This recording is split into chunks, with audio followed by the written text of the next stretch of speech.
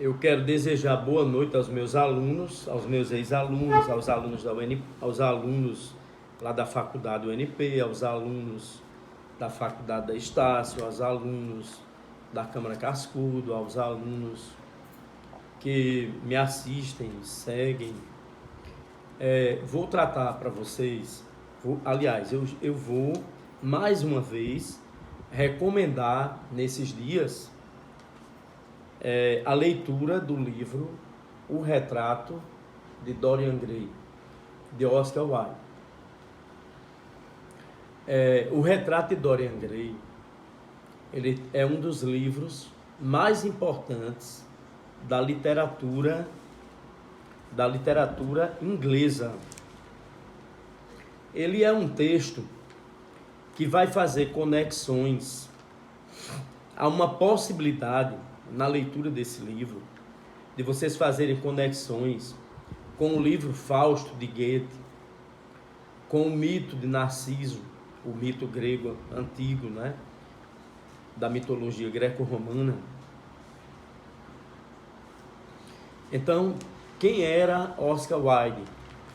Oscar Wilde era casado com uma belíssima mulher, Constance Mary, e teve duas filhas. Ele nasceu em Dublin em 16 de outubro de 1854, era irlandês, estudou em Oxford, tinha estudado muito grego, o latim, dava muitas palestras, tornou-se uma celebridade, né? E ao mesmo tempo nós temos que considerar que Oscar Wilde está inserido no século XIX, né, e no final do século XVIII, até porque ele publica em 1890, ele começa a publicação do livro. Então ele está inserido no contexto de uma sociedade chamada Sociedade Vitoriana, uma sociedade extremamente preconceituosa, não é? Uma sociedade onde houve uma ascensão da burguesia, né? E essa burguesia e essa aristocracia vitoriana, ela era uma sociedade extremamente, né, preconceituosa, hipócrita também.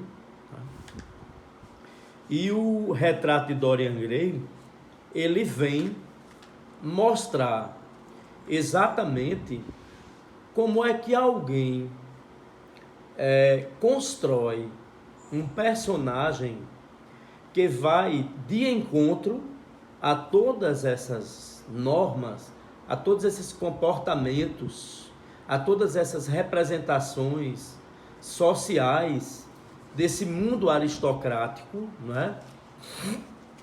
Cheio de valores conturbados, até que precisam casar seus filhos, nobres já decadentes, com moças inglesas ricas. Mas mesmo assim, não é? Eles tessituram tanto preconceito. Então, pessoal, o livro O Retrato de Dorian Gray, ele possibilita o entendimento de duas coisas, não é? A primeira é uma visão estética, a visão de uma estética que é a estética da época, que é a estética que muitas vezes vai ser vista pelo próprio Dorian, né? Então esse esteticismo da obra literária, esse esteticismo que nós encontramos nessa literatura, né, ele trata as coisas de modo, né, artificial. Exemplo, não é a arte que copia a natureza, é a natureza que copia a arte, não é? As sensações, elas são bem superiores à vida racional, a uma vida de mediania, não é? A juventude ela é superior à maturidade. Então há uma certa inversão de valores nesse esteticismo, nessa visão estética desse momento, e o livro ele mostra exatamente essa, não é? Essa compreensão. Então, o que vai ser o retrato de Dorian Gray? O retrato de Dorian Gray é uma obra escrita por Oscar Wilde, teve a sua primeira versão publicada numa revista, num periódico, em 1890, gerou muita polêmica, né? Houve uma crítica que ficou do lado da obra, defendendo a obra e o autor, mas houve também uma crítica que não fazia a defesa da obra, não é? Mas mesmo assim, Oscar Wilde consegue defender a sua obra. Ele trabalhava muito, apesar de repassar para o mundo uma visão de um estilo mais de um dandy desocupado, mas ele era extremamente trabalhador, né? E ele consegue, no outro ano, publicar a obra, porque a obra tinha mérito, né? Tinha um grande mérito literário. Então, a obra é a história de um rapaz chamado Dorian Gray, que conhece um grande artista, o artista é Basil Hallward. Então esse pintor, esse artista, ele pede para fazer o retrato de Dorian. Dorian vai pousar para o artista e o artista descobre, né? O artista percebe que a beleza de Dorian, que a juventude de Dorian é uma coisa assim, quase como se fossem as estátuas antigas do mundo grego, de perfeição, né? A beleza, a perfeição. E quando o retrato, a pintura está pronta, o retrato está pronto, Dorian passa a ter um certo ciúme da obra, né? E ele comenta até tanto com o pintor, com Basil, como comenta com um amigo do pintor, que é Lord Henry Wotton. Ele comenta a questão de que o retrato vai permanecer jovem, o retrato vai permanecer belo, e ele vai perder a juventude e a beleza. Então, qual é a saída de Dorian? A saída de Dorian é fazer um pacto, aonde ele, ao efetuar o pacto com o retrato passa a ter espírito próprio, o retrato passa a ter vida própria. E em vez de Dorian, na continuidade da sua vida, ele envelhecer, quem vai envelhecer é o retrato. Uma outra coisa que é também importante ver é que a amizade entre Dorian, esse rapaz de quase 18 anos de idade, com Lord Henry, essa relação de amizade, ela tem um lado muito negativo, porque o Lord, ele é adepto de um sistema aristocrático de vida, de um hedonismo enorme, e defende que os pilares importantes da vida do ser humano é a beleza, a juventude e o prazer. E que as pessoas devem viver só para o prazer, para a beleza e para a juventude. E Dorian, ele tem uma característica psicológica muito propensa, não é, a assimilar todas estas informações, não é? Ele muito jovem, e ele passa a desenvolver um comportamento todo voltado para uma vida, não é? Para uma filosofia de vida, tanto interligada com essa visão estética, aonde o mais importante é a juventude, aonde o mais importante é a beleza, como para esse hedonismo, não é? De uma vida pautada nos prazeres. Só que quando esses prazeres, quando essa vida, não é, que busca só juventude e gozo, ela não é regrada, você pode se tornar um monstro. E é isso que vai acontecer exatamente com Dorian. Dorian se torna uma pessoa monstruosa.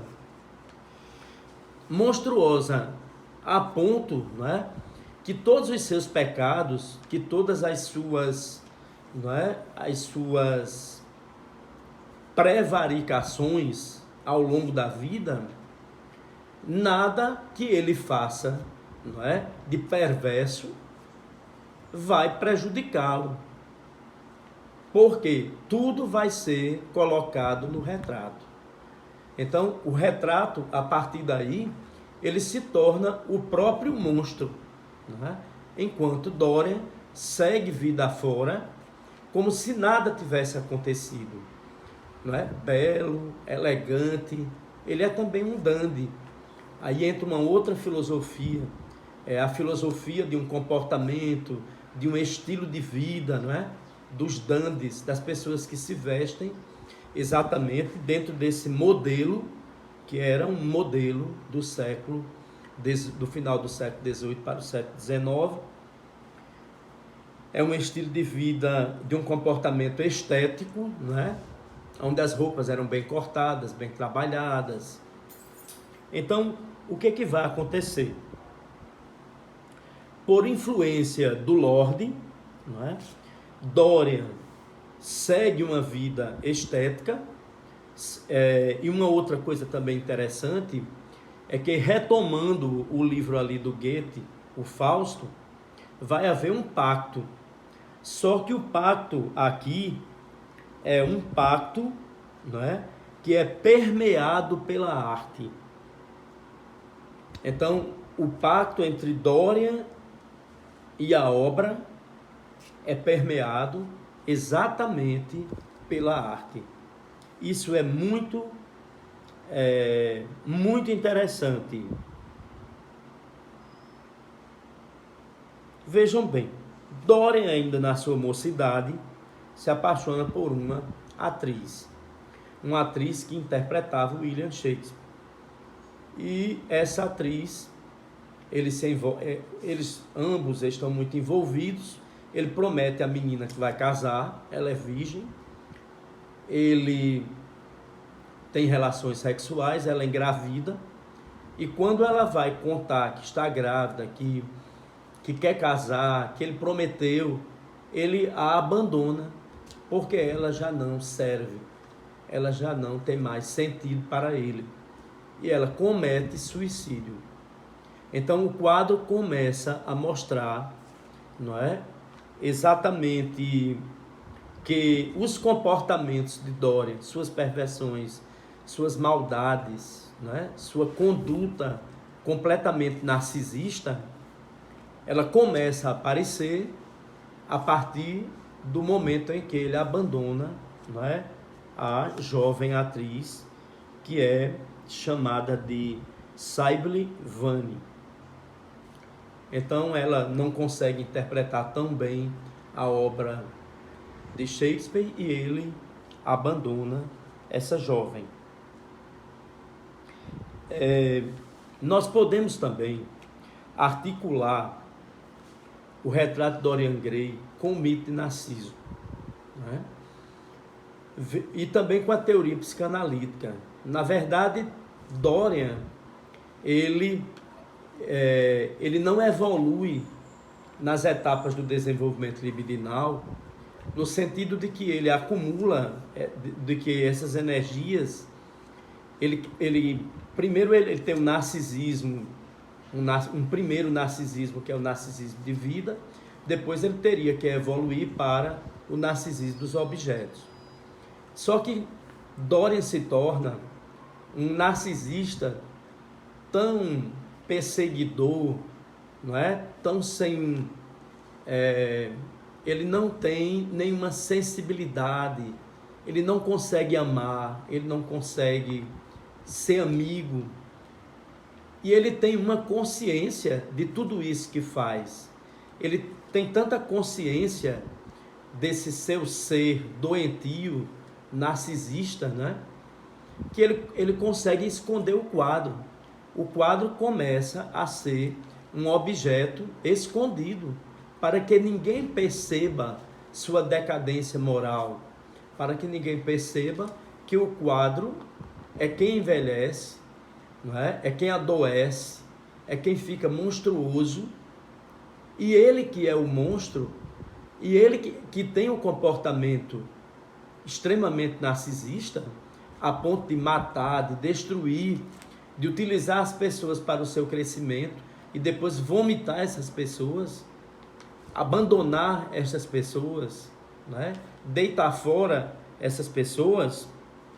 Então ele sabe disso, ele percebe tudo isso. E num determinado momento, o próprio pintor descobre a realidade, descobre que ele é um doente, não é? Ele é um psicótico. O quadro é exatamente a psicose. E quando o pintor descobre, ele assassina o pintor. Então é revelado mais uma vez, não é? a sua capacidade de dominar, de explorar, de destruir, que são dominações narcisistas. Em última instância, Dorian não consegue mais, não é, reverter nada do que tem acontecido e daquilo que ele é, porque o narcisismo ele não tem cura, não é? Não há análise para o narcisista. Então ele destrói o quadro. Ele vai pegar uma espada, ele assassina ele próprio na hora que ele destrói o quadro. Quando ele destrói o quadro recupera toda a sua beleza e ele cai ao lado do quadro, e as pessoas só acreditam que é ele porque ele está com o anel. Então, quando eles arrombam o local onde o quadro estava isolado, guardado, descobrem que aquele velho, tão enrugado, tão feio, tão macabro, era exatamente Dorian Gray. Outro detalhezinho é que há uma segunda história dentro do livro, né? Na verdade, Dorian é narcisista porque é filho de uma relação extremamente conturbada, de uma mãe que morre, de um pai que é assassinado, e ele é culpado pelo avô pela morte da mãe. Então, o avô vai criar Dorian espancando, batendo. Ele nunca foi amado, nem pelo pai, porque foi assassinado, nem pela mãe, que faleceu, e nem pelo avô. Portanto, Dorian não amará ninguém. Um dos elementos do narcisismo é que, como eles não são amados, eles não têm capacidade para amar. Eles não vão amar ninguém. Se eles não vão amar ninguém, eles vão retirar energias libidinais das outras pessoas para eles próprios, não é? E o próprio narcisismo é um sintoma de uma psicose. Então, o livro O Retrato de Dorian Gray faz com que você discuta um pouco da psicanálise, né, aplicada aqui, faz com que você tente também ver a questão da filosofia, quando você vai perceber que as ideias do Lorde são as ideias do hedonismo, e que Dorian segue uma vida dentro dessa filosofia, não é? Ele partilha todo esse gozo, esses prazeres desenfreados, não é? Ele não tem regras, não há superego. É o gozo pelo gozo o tempo todo, não é? E a outra coisa é que ele também dialoga com o Fausto de Goethe na questão do pacto fáustico, né? Esse pacto que aqui é mediado pela arte. Portanto, eu desejo que, se vocês tiverem um tempinho, comprem o livro. Houve já 4 possibilidades de filmes. Tentem também assistir as diversas versões dos filmes O Retrato de Dorian Gray. E eu desejo um bom fim de semana para todos.